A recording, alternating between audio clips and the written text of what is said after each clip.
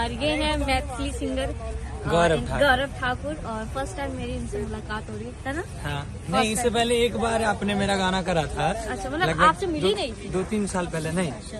बहुत पहले, और वो गाना भी अच्छा खासा चला था। उसके बाद तो फिर अभी तो बहुत सारे गाने हैं और बड़ा कमाल का नाम है इनका बिहार में। मेरे ख्याल से जितनी जो काम करता है ना, जितनी भी एक्ट्रेस है, जो भी अगर नॉर्मल पब्लिक किसी का नाम जानती है तो इनका नाम जानती है। हाँ, बाकी किसी का, ये बहुत बड़ी बात है। Thank you. तो मैं फर्स्ट टाइम ठाकुर जी से मिल रही हूँ और बहुत अच्छा लगा इनसे फर्स्ट टाइम मिलकर। मेरे को भी बहुत अच्छा लगा और बहुत ब्लास्ट गाना आने वाला है।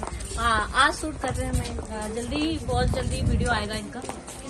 मैथिली गौरव इनका पर्सनल खुद का चैनल। हाँ, सो प्लीज आप लोग इनके चैनल ढेर सारा प्यार दीजिए। बाकी तो आगे देखिए। बाय।